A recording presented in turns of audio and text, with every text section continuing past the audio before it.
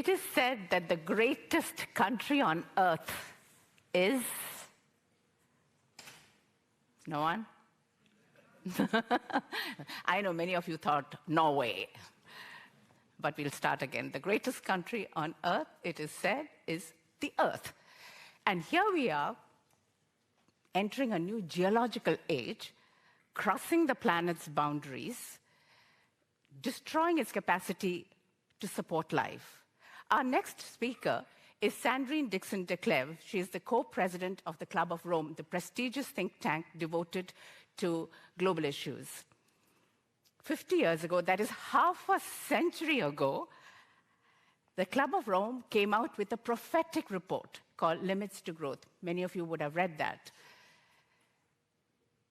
It predicted exactly the problems that we are facing today. So what does this mean? Is the human race destined to collapse? Or can we avoid that fate by making some right choices? Sandrine says the choice is very clear. It's break down or break through. It's either keep doing this too little too late or take a great leap forward. But how do we take collective action in a fragmented world? Here's Sandrine, and she's going to talk to us about Earth for All, how to achieve well-being for all within the planet's boundaries. Sandrine, and please send questions to Sandrine through the Menti app, 5461-4336, menti.com. We will take it as soon as she finishes. Thank you. Thank you so much, Anita. Ladies and gentlemen, it's a pleasure for me to be here, truly, and to bring to you, after these two esteemed women have spoken about the challenges of our time, what is before us, the wake-up call. The wake-up call for the future that we want, that is here today, because this is the 21st century, and we need to think in a very different way. We have reached the tipping points. We know full well that we are in a period of what we call the 3 Cs. We've just gone through COVID. We are in the midst of conflict in many countries, one which is right on our doorstep, and we obviously are living climate change, all of us. These 3 Cs are dictating the way in which we need to look at the economic reset. Some of our countries have rethought their economies. Some of our countries have put aside the budgets that are necessary for the recovery and the next steps.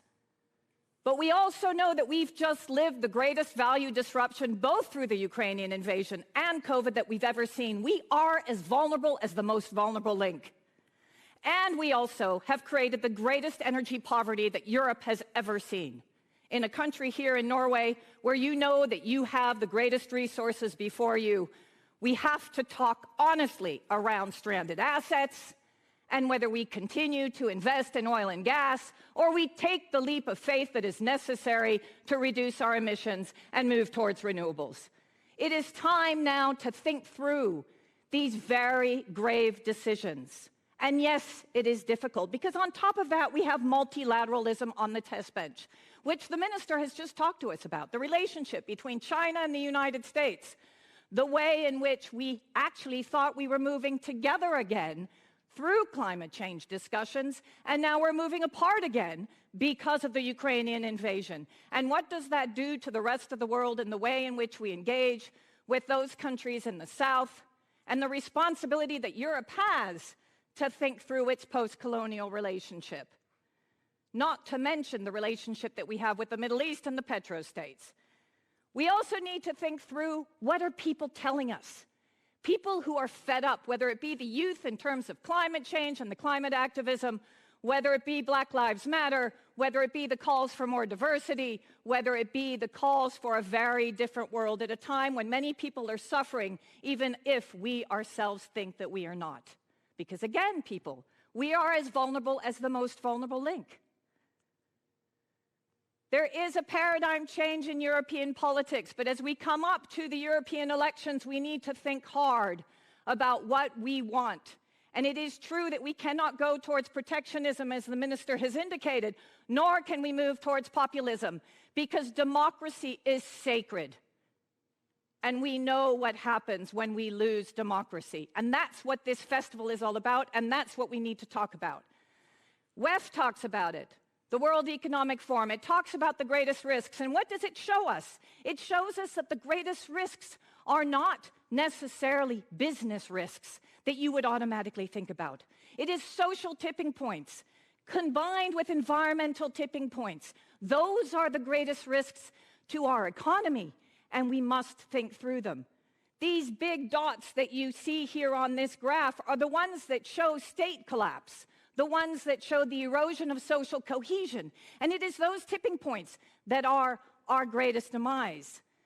Those tipping points are often linked to the consumption impact, something that we don't talk about. But as Anita says, already in 1972, our report from the Club of Rome showed so clearly the way in which we engage with natural resources and deplete these resources will be our greatest existential risk. So we have to think through that inequality. We have to think through also that it is the wealthiest countries that are creating the climate impact, and yet it is the most vulnerable countries that are feeling that impact head on. Although here in Norway, all of a sudden, lo and behold, climate change is on your doorstep. So what do we need to talk about? Transformational economics for the 21st century. Moving away from an extractive economy, accounting for social and environmental risk in the financial and economic decision-making, thinking through expanding our perspective of public goods, socializing the rewards of doing the right thing, environmental and social commons that are part of our accounting system, which means a shift from just productivity and the way in which we measure GDP. Correcting the inequity between the high and the low-income countries created by international finance, and thinking through the role of women across the globe. Women in decision-making, but also access to education, because that will have a direct impact on population growth in some of those countries that truly do need to shift towards a very different types of economy and a very different type of relationship with natural resources. All of us working together to create what we wanted to see already 50 years ago in the Limits to Growth, a realization that actually we can work together towards an Earth for all. And so here, as we've now shifted from the reality check, can we move into the imagination? The imagination that shows us that actually it's not that difficult. If we can get away from what I call the 3 Ps, power, the moving away from the arrogance of most people into a government and citizens that are working together away from patriarchy towards people, planet, and prosperity. That is the goal that we tried to bring forward in Earth for All, using our system dynamic modeling when we looked at all of the interconnections, just like the World Economic Forum is looking at now, and the systems approach of where could we start to see the real shifts, where could we see the juxtaposition of shifting from the tipping points towards the actual solutions. And many of those solutions we already have. I do not believe in the American way, which is that technology is going to solve all of our problems. Let's be real, people. We have most of the technology that we need. What we need is to think through, how do we put in place good governance? How do we look at the key elephant in the room, inequity and poverty? Because when you start to unpack those 2 elements, you start to see that actually you can truly create a giant leap scenario. And you move away from what it is that we call the too little, too late, which is today's scenario. Often this obsession with technology as if it's going to solve all of our problems. Because the fact of the matter is global well-being is declining, even in the wealthiest countries. I grew up in San Francisco. If anyone has been to San Francisco, raise your hand recently. What do you think? Did you see those heroin needles that I saw? Did you see that San Francisco is now being called Poop Town? That used to be Calcutta. Now that's San Francisco. This is where all of the so-called American dream was being created, with all of the incredible digitalization and the new products that we see before us, and yet none of them had the actual impact of creating better well-being for most people. It did, however, create great windfall profits for certain companies who are now able to put up foundations in order to make themselves feel better. So the fact of the matter is this: we can do it, but we have to be real. And reality sometimes is painful. But we do have 5 extraordinary turnarounds. And these 5 extraordinary turnarounds means that you focus on transforming and accelerating human development in low-income countries. Because again, we are as vulnerable as the most vulnerable link. And let's remember, those materials that actually the minister just spoke about are mostly in the South. And we are fully dependent on most of those materials. We have to transform wealth distribution, and I know the debate that has happened here in Norway around the wealthiest getting taxed. But the fact of the matter is that if you even have Warren Buffett, who says it's about time that we pay our taxes, or a new organization in the United States called Patriotic Millionaires, you know that there are some of those billionaires who understand the reality of the fact that they are paying way under what they are actually due in terms of taxes. But it's not only taxing people, it's also windfall profits from some of the multinationals who are making so much money, especially the oil and gas industry, on the back of oil poverty and energy poverty across Europe. We have to empower women, as I indicated, but we also have to fully transform our energy systems at a time when we need to talk about a just transition and think through what that means also in terms of the food system, moving towards a regenerative food system. So global poverty would actually dramatically decrease under our giant leap scenario. Look at the difference here in this particular graph between the giant leap and the too little too late. The way that by 2050, we can actually severely reduce by half global poverty that we actually have in front of us. And that is predominantly by looking at the way in which we look at debt, looking at debt cancellations or debt swaps, special drawing rights, rethinking the institutional finance systems that we have, and shifting away, in particular when we talk about inequality, towards an economy that works for people, an economy that services people, planet, and prosperity. The over-financialization of our economy today is our demise. Europe's economy is 98% dependent on small and medium-sized enterprises, and yet we continuously only think about the 2%. Europe's economy is no longer servicing people because actually it is determined by shareholder value. If your shares continue to go up, you're satisfied, but you can actually fire 10,000 people, and somehow the stock market looks at that as actually a potential positive impact on your share. There is a problem when we don't take into consideration the real impact on people. That is why inequality is so important.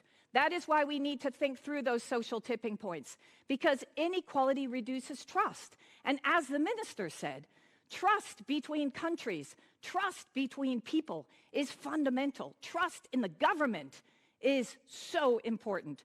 The minute that the trust starts to erode, you then have a negative critical feedback loop. And what we have tried to do within Earth for All is to think through, okay, so how do we actually look at the way in which we decrease social tension? How do we actually look at possibilities in increasing public action? How do we think through the effective way in which a state can be authoritative, not authoritarian? Because through COVID, we saw the transformation. Those countries that were able to immediately react to COVID and speak to its people are the ones that did the best through COVID. Is that an authoritarian state? Is a government that takes the responsibility for all of its people an authoritarian state? No, that is an egalitarian state, very much like the system that we have seen across the Scandinavian countries. And that is what we need to continue to reflect.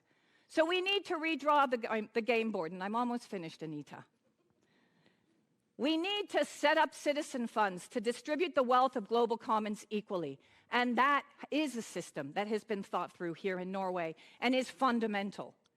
We need to think about government measures. We need to look at the way in which government with entrepreneurs, have that imagination to recreate wealth distribution, and we have a series of potential possibilities of how to do that. We even have 5 well-being governments that are now changing their national accounts and working away from GDP as the way in which to take into consideration economic development, not just growth. So we reduce social tension by 2030 if we take the giant leap. It is very clear the solutions are there. And we can achieve well-being in the future. The differential is amazing. And it doesn't take action that we don't already have in front of us today. It does not take solutions away that we don't already have today. The fact of the matter is that now we are confronted with the following theory of change. We must influence specific multilaterals. We must start to talk about this and change the narrative. It is a reality check, but there are possibilities. An Earth for All is feasible.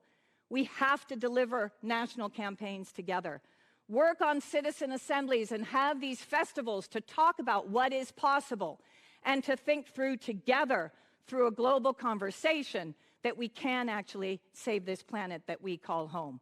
So the next step is to gather broad political support and economic transformation. And that economic transformation is a well-being economy. There are governments across the globe that are talking about shifting from GDP to putting in a real accounting system of what is most essential to people's lives and the way in which we can preserve the planet. And I'm going to leave you with this. And Anita, this is my last word, if I may, because I think it's so fundamental. As we get caught up in that rat race, as we worry about the world around us, let us remember to become human again. Let us remember our role within the ecosystem of so many other species and on this global planet. As Donella Meadows, the head author of The Limits to Growth, so astutely said in 1972, people don't need enormous cars. They need admiration and respect. They don't need a constant stream of new clothes. They need to feel that others consider them to be attractive. And they need excitement and variety and entertainment and beauty. People don't need electronic entertainment. They need something interesting to occupy their minds and emotions, and so forth. Trying to fill real but non-material needs for identity, community, self-esteem, challenge, love, joy with material things is to set up an unquenchable appetite for false solutions to never-satisfied longings. A society that allows itself to admit and articulate its non-material human needs and to find non-material ways to satisfy them would require much lower material and energy throughputs and would provide much higher levels of human well-being. Ladies and gentlemen, a well-being economy and an Earth for all is possible, but we need political will and we need the will of all of us to create it together.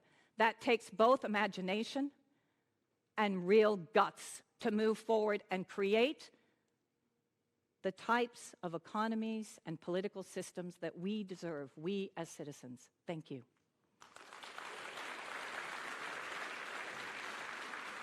We have run over time, so we just take one question. Sure. Huh?